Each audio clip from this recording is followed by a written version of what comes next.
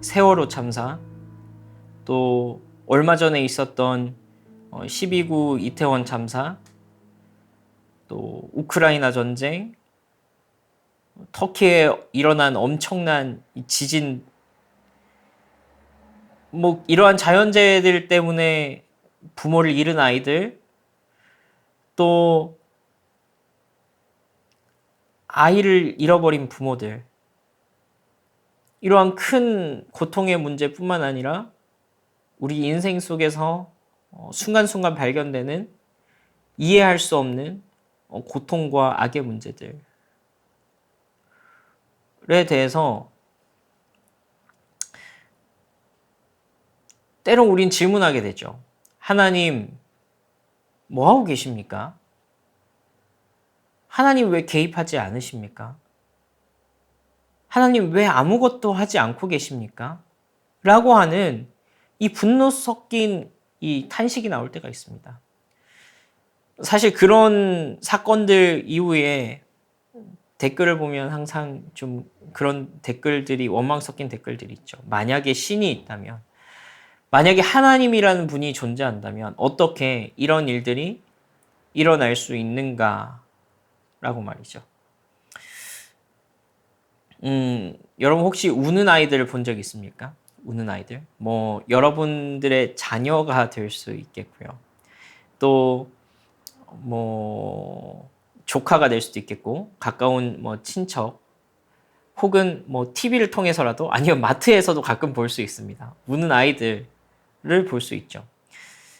좀 나이가 제법 든 친구들은 그래도 소통이 되지만, 이제 뭐 한 3살, 4살 정도만 해도, 아니 뭐 한 5살 친구들도 막 이유 없이 막 울고 떼쓰고 막 고함을 지를 때가 있습니다. 우리가 이제 요즘에 육아 상담 프로 같은 것들 많이 보지 않습니까? 그런 걸 통해서 확실히 깨닫게 되는 것, 또 제가 자녀를 양육하면서 깨닫게 되는 것이 있습니다. 얘네들은 왜 우는 것일까요? 왜 우는 것일까요? 때로는 이유가 없어 보이고 그냥 우는 것처럼 보이지만 생각보다 간단하고 분명한 이유가 있습니다. 그건 뭐냐면 바로 나한테 관심 좀 가져달라는 거예요. 나 좀 알아달라는 거예요. 나 이렇게 고통스러우니까 제발 내 고통을 좀 이해해달라는 거예요. 나 좀 안아달라는 거예요. 특별한 게 아니죠. 근데 이 아이들이 고통스러워하는 가장 큰 이유는, 그러니까 부모가 내 말을 안 들어주기 때문, 그러니까 내 욕구를 해결해주지 않기 때문이라고 하지만, 그거에 이제 근본적인 원인을 거슬러 올라가 보면, 나 이거 원하는데 왜 엄마가, 왜 아빠가 나한테 관심 안 가져줘 라는 얘기죠. 우리가 고통스러운 이유도 때로는 이와 같은 것 같습니다. 고통이 아무것도 아니다. 당신이 지금 겪고 있는 고통이 아무것도 아니다. 이 말을 하고 싶은 것이 아니고요. 이 고통이 실제하죠. 근데 이 고통을 더 고통스럽게 만드는 것이 있다는 말입니다. 특별히 신앙인에게는, 특별히 하나님에 대한 신의식을 가진 사람에게는 이것이 더욱더 큰 고통으로 다가옵니다. 왜 하나님 아무것도 안 하고 계십니까? 왜 하나님 아무 일도 안 하시는 것처럼 느껴지게 만드십니까? 하나님 내 삶에 관심이 없습니까? 하나님 내 삶에 왜 개입하지 않습니까? 하나님 왜 이 문제를 해결해 주지 않습니까? 라는 그 원망이 그 속에 들어있다는 것입니다. 사실 우리가 이 5주 동안 많은 고통에 관한 이야기를 해왔습니다. 어쩌면 그 모든 이야기, 각각의 이야기들이 다 의미 있었지만 결과적으로 그 모든 이야기들을 통해서 우리가 질문하고 싶었던 것이 이것이지 않습니까? 하나님 왜 하늘에 앉아만 계십니까? 하나님 왜 하늘에서 쳐다만 보고 계십니까? 왜 이 말도 안 되는 상황들 속에 개입해 주시지 않습니까?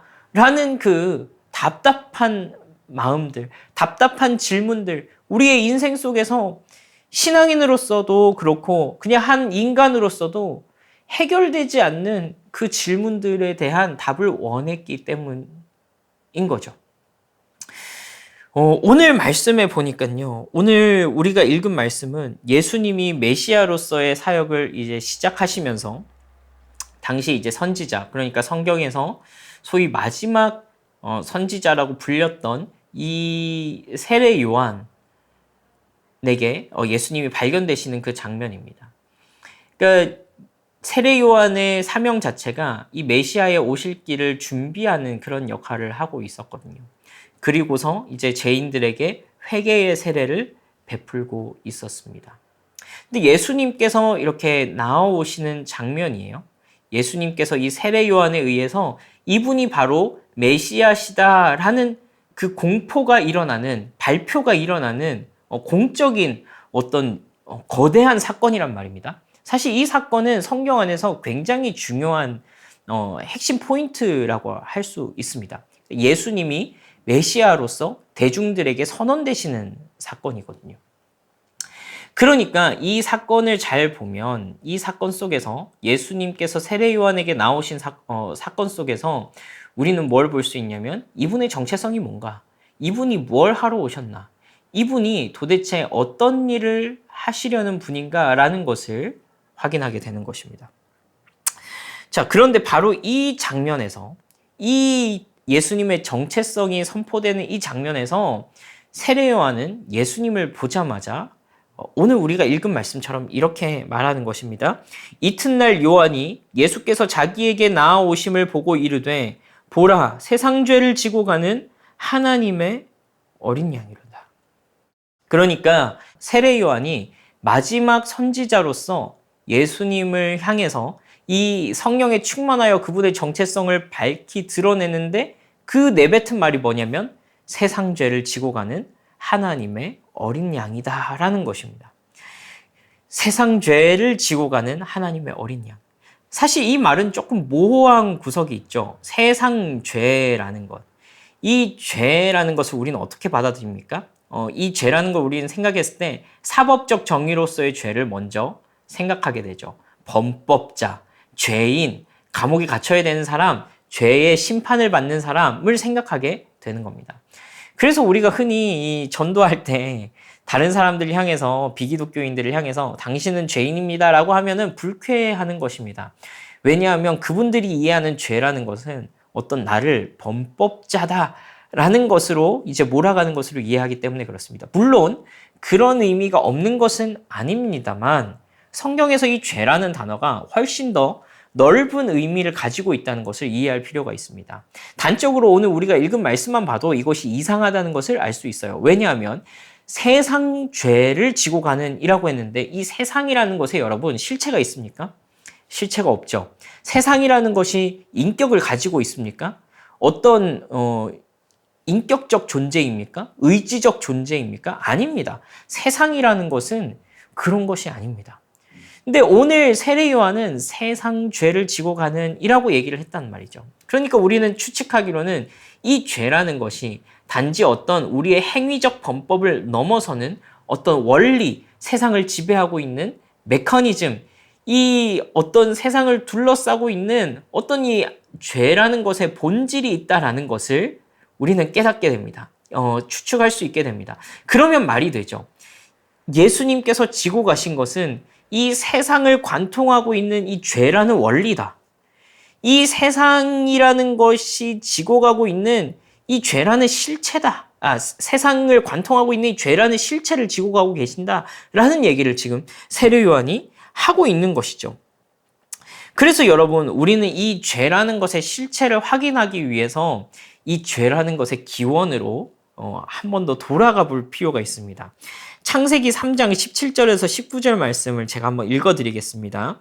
아담에게 이르시되 네가 네 아내의 말을 듣고 내가 너에게 먹지 말라 한 나무의 열매를 먹었은즉 땅은 너로 말미암아 저주를 받고 너는 내 평생에 수고하여야 그 소산을 먹으리라. 땅이 내게 가시덤불과 엉겅퀴를 낼 것이라. 내가 먹을 것은 밭의 채소인즉 내가 흙으로 돌아갈 때까지 얼굴에 땀을 흘려야 먹을 것을 먹으리니 네가 그것에서 취함을 입었음이라. 너는 흙이니 흙으로 돌아갈 것이니라 하시니라. 이 본문은, 우리가 읽은 이 본문은 소위 이 기독교에서 말하는 인간의 첫 범죄, 이 세상에 죄가 들어온 첫 순간에 대한 말씀입니다. 인간은 하나님께서 먹지 말라고 한 그 선악과를 따먹었고 인간은 그것으로 인해서 저주를 받게 되는 장면이 나타납니다. 이 선악과를 따먹는 것이 왜 죄가 됐냐 하는 것은 제가 또 남겨놓도록 하겠습니다. 전에 다른 설교에서 함께 여러분들과 나눈 적이 있었습니다. 그렇죠. 여러분, 이 아무리 노력해도 정당한 대가를 얻기 힘든, 그러니까 하나님의 풍요를 누리면서 하나님의 이 창조 세계를 온전히 누려야 하는 인간이 받은 저주는 무엇이냐면, 인간만 망가진 것이 아니라 이 인간의 죄의 파급 효과로 인해서 온 세상이 망가진 것을 오늘 보여주고 있습니다. 제가 방금 읽은 말씀에서는 이렇게 말하고 있습니다. 사람이 범죄로 인해서 하나님의 풍요를 누리지 못하고 종일토록 땀을 흘려야지만 먹을 것을 먹을 수 있고, 땅을 경작하고 그것을 일구려고 하지만 땅에서는 가시와 엉겅퀴가 나는, 우리가 노력하며 살지만 그 노력한 대가를 쉽사리 얻을 수가 없는 그런 구조 속에서 살아가게 됐다라는 거예요. 여러분, 죄는 인간이 지었는데 왜 저주는 땅이 받았냐 이 말입니다.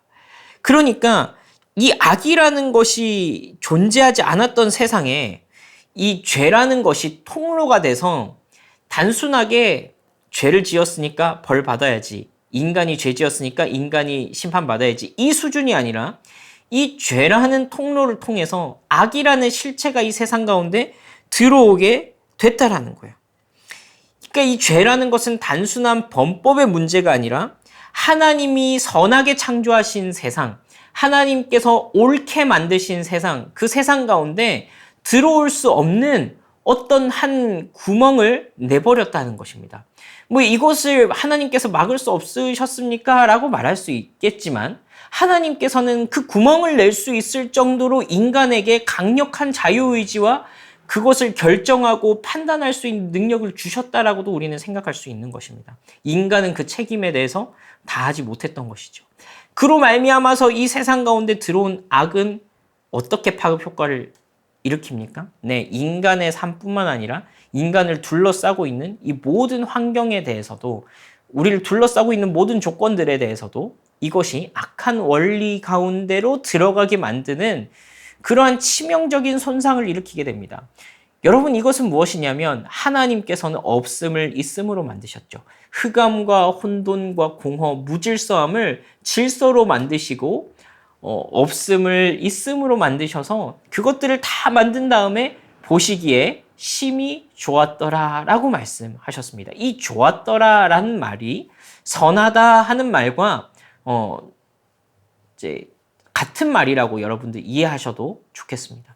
하나님께서 이 세상을 선하다 부르실 만하게 옳게 하나님의 성품을 완벽히 반영한 이런 그 차원으로 만드셨는데, 그 세상 가운데 인간의 범죄로 인해서 들어오게 된 것은 이 악이라는 실체인 것입니다. 그러니까 이 선한 것에 반대되는 것, 창조에 역행하는 것, 창조에 역행하는 그 무엇인가를 나타내는 이 악이라는 실체가 세상 가운데 들어오기 시작했다라는 것이죠.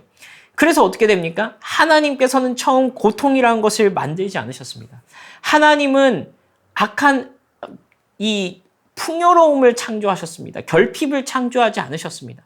하나님은 이 세상 가운데서, 하나님께서 만드신 세상 가운데서 인간이 보호받고 그들의 권리를 누리며 살게 하셨습니다. 그런데 더 이상 그것을 누리는 사람이 아니라 그것을 일구어내서 쟁취해야 되는 인간의 실존으로 바뀌어버리게 된 것입니다. 자연재해, 죽음, 알 수 없는 비극들, 이것이 하나님께서 처음 의도하셨던 것들이 아니라는 사실은 너무나도 분명합니다. 확신합니다.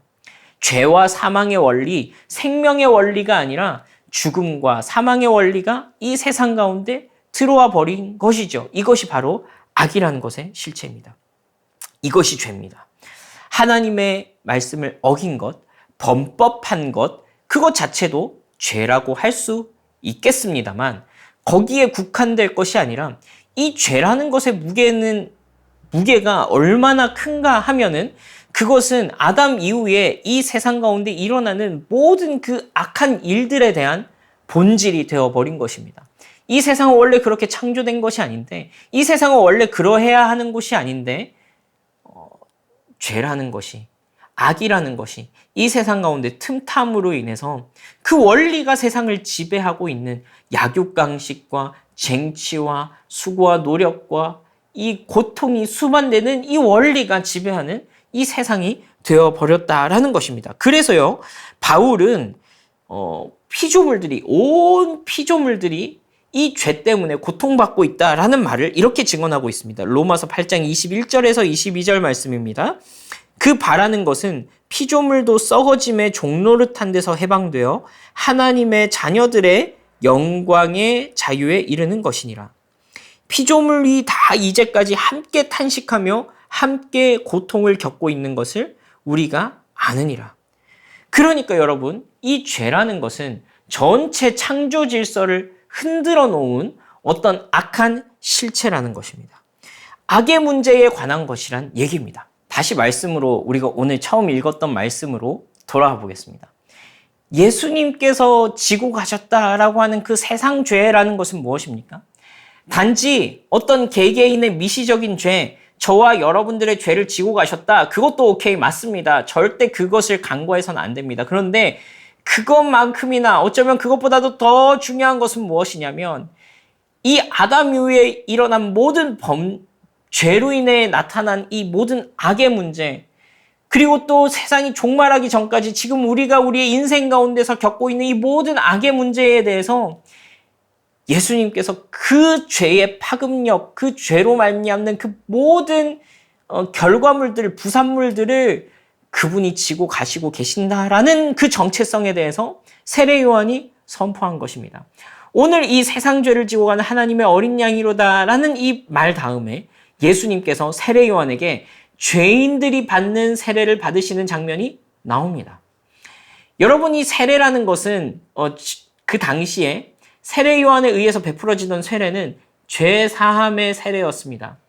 범죄한 자들이 하나님 앞에 자기의 개인의 죄를 들고 용서를 구하고 그렇게 살지 않겠습니다라고 얘기하는 그런 이 믿음의 의식이었습니다. 근데 예수님께서 지신 것은 무엇입니까? 온 세상의 죄인 것입니다. 죄로 인한 파급력인 것입니다. 그러니까 이 세례는 상징적으로 무엇을 말하냐면, 우리 개개인의 이 미시적인 죄의 문제를 해결하겠다는 말뿐만이 아니라 이 죄로 인해서 파급되는 이 모든 악한 문제, 악의 문제, 고통의 문제들에 대해서 예수님의 그 육체, 예수라는 그 한 존재 안에 완전히 수렴하여서 오고 오는 세대의 모든 이 악의 문제를 그분이 감당하시겠다라는 상징적인 선언의 장면이었던 것입니다. 여러분, 그래서 이 악의 문제와 그것으로 인해서 파생된 모든 고통의 문제들, 모든 이 역창조의 모습들에 대해서 죽음을 선언하시고 다시 이 세상을 새롭게 하실 것에 대한 이 선언, 이 죄의 크기, 이 죄의 무게가 얼마나 크겠습니까? 이 신적인 감당이 아니고서는 신적인 수준의 이 고통을 감당하셔야만 되는 그것이 바로 예수 그리스도의 정체성이었던 것입니다. 그래서 여러분, 예수님께서 십자가에 못 박히시기 전에 그렇게 괴로워하셨던 거죠. 겟세마네라는 곳에 나아가셔서 아버지여, 할 수만 있거든 이 잔을 내게서 옮겨주시옵소서. 하나님, 제발 이 고통을 나에게서 떠나게 해주십시오. 예수님이 십자가에 못 박히시는 게 싫으셨을까요? 가시면류관 쓰는 게 싫으셨을까요? 아프니까? 아니요. 그 정도 수준에서는 절대로 예수 그리스도의 십자가를 정의할 수 없습니다. 예수님께서 지셔야 했던 이 고통의 크기는 온 세상의 이 고통을 그분 한 존재에게 수렴해야 하는 고통이었던 것입니다. 이것은 자기가 파괴되는 것을 말하는 것이었고, 선을 창조하셨던, 그러니까 악을 알지 못하시는 그 하나님 안에 이 악이라는 것을, 이 죄라는 것을, 이 죄로 인한 모든 파급을 다 온전히 담아내셔야 했던 것입니다. 초월적인 고통이기 때문에 그렇습니다. 초월적인 그것을 감당할 수 있을 만한 초월적인 능력이 있어야 되기 때문에 그렇습니다. 십자가에 달린 사람이 예수님 뿐이었을까요? 아니요. 당장 예수님 옆에만 해도 2명의 죄수가 더 달려 있었습니다. 십자가형은 로마 시대의 대표적인 사형의 방식이었습니다. 수많은 죄인들이 십자가에서 죽어갔습니다. 그들의 죽음과 예수님의 죽음이 다른 이유는 무엇입니까? 그들의 고통보다 예수님의 고통이 더한 이유는 무엇입니까? 네, 예수님께서는 그 십자가라는 상징적인 어떤 그 죽음의 형태를 통해서 그분이 실제로 맛보셔야 됐던 그 고통의 크기는 악이라는 것. 이 모든 고통을 수렴하시는 것.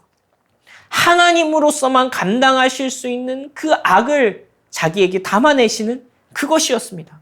그래서 여러분, 예수님께서 당하신 고통은 단지 못에 찔린 육체적 고통이 아니고 머리에 가시면류관이 씌어진 허리에 창이 찔린 그저 감상에 젖은 아프시겠다 하는 표현이 아니고 이 죄의 결과, 이 죄의 끝자락, 이 악의 끝자락으로서 악과 함께 할 수 없는 그 하나님이 버리셔야만 하는, 내동댕이 치셔야만 하는, 외면하셔야만 하는 그 악의 끝자락, 그 악이 끝까지 나아가게 됐을 때 겪어야만 하는 그 외면의 상태를 예수님 그분 자신이 맛보셔야만 했던 것입니다.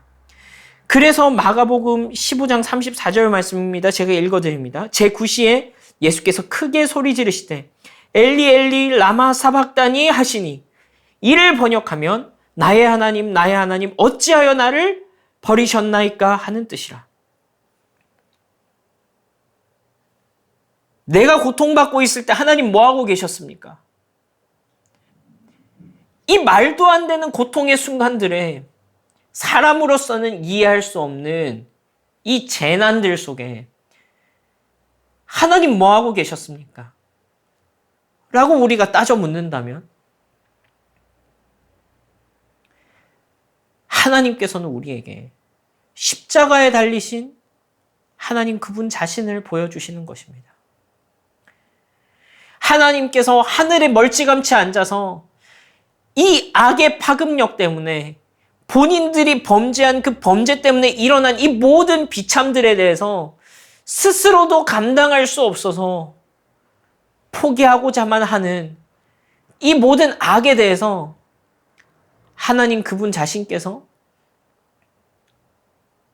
자기의 육체에 이 모든 악을 담아내시는, 이 모든 고통을 수렴해내시는 그 장면을 우리에게 보여주시는 것입니다. 이것이 바로 인간의 몸으로 친히 이 땅 가운데 내려오셔서 악에 대해서, 죽음에 대해서, 고통에 대해서 방관하지 않으시고 직접 그 모든 것을 자신이 감당하기로 하신 하나님의 사랑인 것입니다.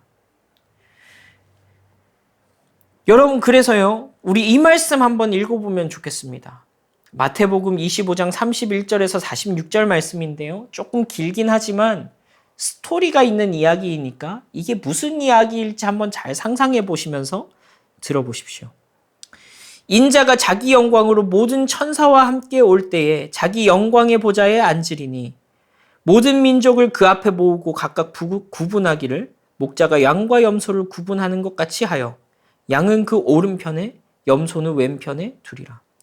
그때의 임금이 그 오른편에 있는 자들에게 이르되 내 아버지께 복을 받을 자들이여 나와 창세로부터 너희를 위하여 예비된 나라를 상속받으라. 내가 줄일 때에 너희가 먹을 것을 주었고 목마를 때에 마시게 하였고 나그네 되었을 때에 영접하였고 헐벗었을 때에 옷을 입혔고 병들었을 때에 돌아보았고 옥에 갇혔을 때에 와서 보았느니라. 이에 의인들이 대답하여 이르되 주여 우리가 어느 때에 주께서 줄이신 것을 보고 음식을 대접하였으며 목마르신 것을 보고 마시게 하였나이까? 어느 때에 나그네 되신 것을 보고 영접하였으며 헐벗으신 것을 보고 옷 입혔나이까? 어느 때에 병드신 것이나 옥에 갇히신 것을 보고 가서 배웠나이까 하리니. 임금이 대답하여 이르시되 내가 진실로 너희에게 이르노니 너희가 여기 내 형제 중에 지극히 작은 자 하나에게 한 것이 곧 내게 한 것이니라 하시고 또 왼편에 있는 자들에게 이르시되 저주를 받은 자들아 나를 떠나 마귀와 그 사자들을 위하여 예비된 영원한 불에 들어가라. 내가 줄일 때에 너희가 먹을 것을 주지 아니하였고 목마를 때에 마시게 하지 아니하였고 나그네 되었을 때에 영접하지 아니하였고 헐벗었을 때에 옷 입히지 아니하였고 병들었을 때와 옥에 갇혔을 때에 돌보지 아니하였느니라 하시니 그들도 대답하여 이르되 주여 우리가 어느 때에 주께서 줄이신 것이나 목마르신 것이나 나그네 되신 것이나 헐벗으신 것이나 병드신 것이나 옥에 갇히신 것을 보고 공양하지 아니하더이까. 이에 임금이 대답하여 이르되 내가 진실로 너희에게 이르노니 이 지극히 작은 자 하나에게 하지 아니한 것이 곧 내게 하지 아니한 것이니라 하시니라. 그들은 영벌에 의인들은 영생에 들어가리라 하시니라. 여러분 무슨 이야기입니까? 이것은 예수님께서 자기를 가리켜서 마지막 때에 있을 심판과 구원에 대한 비유의 말씀으로 하신 것입니다. 예수님께서 우리의 악의 문제, 우리의 고통의 문제를 감당하신 그 크기가 그 긴밀함이, 그 가까움이, 그 연대감이, 그 사랑이 얼마나 가까웠냐면 그분이 줄이셨을 때, 그분이 목말랐을 때, 그분이 헐벗었을 때, 그분이 가난했을 때, 그분이 갇혔을 때 아무것도 하지 않았다. 혹은 네가 나를 도왔다라고 말하는 것입니다. 다른 말로 해볼까요? 지금 고통받고 있는 자들, 지금 애통한 가운데 있는 자들, 지금 마음이 무너진 자들, 지금 갇힌 자들, 지금 애통해야 하는 자들, 그들과 함께 고통당하시고 괴로워하시고 마음 아파하시는 분이 바로 예수 그리스도라는 것입니다. 그래서 그들을 돕는 곳이 곧 예수 그리스도를 섬기는 것이고 그들을 향해 나아가는 것이 곧 예수 그리스도께로 나아가는 것이라는 것입니다.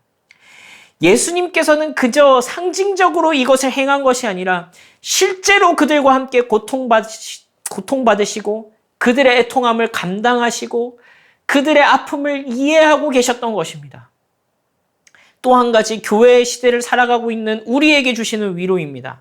사도행전 9장 4절에서 5절 말씀에 땅에 엎드려져 들음에 소리가 있어 이르되 사울아 사울아 네가 어찌하여 나를 박해하느냐 하시거늘 대답하되 주여 누구시니까 이르시되 나는 네가 박해하는 예수라 라고 예수님께서 말씀하십니다.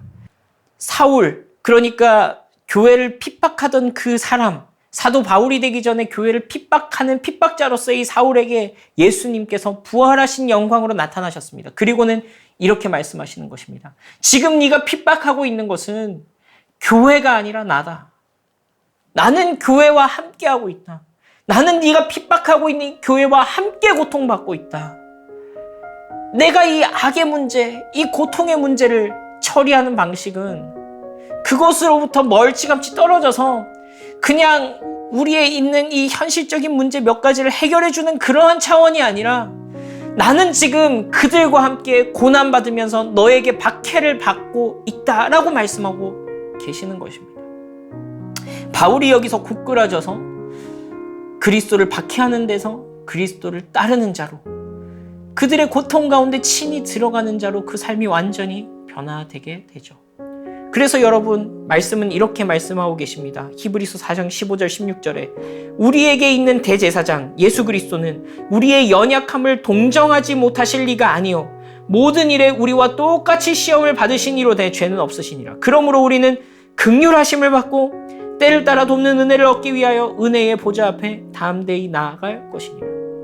여러분 이것이 하나님의 사랑입니다. 여러분들은 어떠실지 모르겠습니다. 저에게 모든 능력이 있다라고 한다면 저는 어쩌면 제가 하고 싶은 그 어떤 것을 하려고 할 것 같습니다. 때 모든 능력을 가지신 하나님, 전지전능하신 하나님, 모든 것을 하실 수 있는 그분이 여러분들을, 저를, 교회를 사랑함으로 인해서 하나님이 이 세상을 지극히 사랑하심으로 인해서 그분이 선택하신 자유는 무엇이냐면 그 사랑으로 인해서 우리와 엮이기를 기뻐하신 것입니다. 우리와 완전히 일치되기를 원하신 것입니다. 이 악의 문제에 대해서 자신이 창조한 인간에 대해서 그 고통의 문제에 대해서 외면하거나 그저 바라만 보고 있거나 아무 관계없듯이 손가락 한번 튕겨서 어떤 기적을 일으켜내는 방식이 아니라 우리 속에 깊숙이 들어와서 우리의 울음소리를 들으시고 우리와 함께 고통받으시고 이 악의 문제에 대해서 그분이 신이 십자가에 달리사 이 죄의 문제를 해결하러 이 땅 가운데 오신 것이라는 말입니다. 하나님은 그분의 전지전능함을 사용하셔서 우리와 같이 되기를 기뻐하셨습니다. 하나님은 그분의 온 능력을 동원하셔서 우리와 공감하기를 선택하셨습니다. 하나님은 그분의 온 능력을 사용하셔서 십자가에 달리시기를 택하신 것입니다. 여러분, 그렇습니다. 이것이 십자가입니다. 이것이 우리와 함께하고 계시는 십자가의 실체입니다. 우리의 고통의 순간에 우리와 분리되지 않으시고 우리를 외면하지 않으시고 우리와 함께하사 우리의 목소리를 들으시고 우리와 함께 눈물을 흘리시며 우리가 그 악한 것 가운데서 고통받고 있는 것을 함께 애통하고 슬퍼해야 하시는 것입니다. 우리가 이 십자가를 통해서 기대하는 것이 무엇입니까? 그래서 단지 죽어서 천국 가는 것입니까? 그저 우리의 상상 속에 있는 우리의 전통적으로 내려오는 어떤 천당에 가는 것, 그것입니까? 아니요. 그런 뭔가 더 좋은 곳으로 가는 그런 것이 아니라 이 악의 문제가 완전히 처리된 곳, 이 고통의 문제가 완전히 처리된 곳, 십자가에서 악을 해결하신 그 예수 그리스도께서 새롭게 하신 그 세상 가운데 나아가는 것, 그리고 이 땅 가운데서 살아가는 우리의 삶은 어떻습니까? 네, 우리의 고통이, 이 땅에서의 고통이, 이 세상에서 일어나고 있는 이 모든 악한 일들의 실체의 끝이 있다는 것, 그것을 이미 그리스도께서 십자가에서 해결하셨다는 것, 그것을 증거하는 삶을 사는 것입니다. 단지 말뿐만이 아니라 그리스도께서 악의 문제를 해결하셨음을 교회를 통해서 보여주고자 하는 것입니다. 고통받는 자들에게로 나아가서 하나님이 당신과 함께 고통받고 있고 우리도 그것에 공감하여 당신과 함께 고통받기를 기뻐하고 당신의 고통에 동참하고 당신의 아픔에 동참하고 그들이 굶주렸을 때, 그들이 곤경에 처했을 때, 그들에게 뭔가 문제가 발견했을 때 우리가 그들을 외면하지 않고 그것 가운데 어떻게 해서든지 함께 하려고 애쓰는 것, 그것이 우리와 함께 하신, 우리 곁에 있는, 내 곁에 있는 그 십자가를 경험한 성도의 모습이고 영광이고 교회의 모습일 것입니다. 여러분, 하나님께서는 여러분들을 깊이 공감하십니다. 그분은 이미 여러분들의 아픔을 다 알고 계십니다. 그분은 이미 여러분의 그 고통의 순간 가운데 함께 하셨습니다. 여러분, 하나님은 여러분들을 외면하지 않으셨습니다. 하나님은 당신의 부르짖는 소리를 듣고 계십니다. 그 가장 강력한 증거가 바로 십자가입니다. 이것을 여러분들의 마음에 새기십시오. 그리고 이것이 여러분들을 회복하기를 원합니다. 그리고 그 어느 순간에는 그 정도가 어떠하든지 간에 우리 속에 그 십자가가 불러일으키는 열망, 나도 저들 가운데 함께하고 싶다. 나도 이 망가진 세상, 이 죄의 영향력, 그것을 십자가의 능력 가운데서 거스르고 싶다. 그 악의 원리로부터 거스르고 싶다. 죄가 밉다. 죄가 싫다. 악이 혐오스럽다. 라고 이야기할 수 있는 그 지점까지 가시게 될 것입니다. 우리 들은 말씀을 생각하며 함께 기도하면 좋겠습니다. 하나님, 우리 가운데 이 믿음을 주십시오. 이것이 우리 마음에 받아들여지게 해주십시오. 예수님께서 나와 함께 고통받고 계셨다는 이 사실이 내 마음속 깊은 곳 가운데 받아들여질 수 있는 은혜를 주십시오. 또 한 가지 기도하실 때 우리가 고통받는 자들에게로, 예수님께서 함께 아파하고 계신 그들에게로 나아갈 수 있는 용기를 주십시오. 우리에게 상상력을 주십시오. 무엇을 할 수 있을지 고민하게 해주십시오. 그리하여서 이 십자가의 능력과 우리와 공감하시고 함께 하신 이 사랑을 성도의 이름으로, 교회의 이름으로 드러내는 삶을 살 수 있도록 도와주십시오. 우리 그렇게 함께 기도하면서 나아가시겠습니다.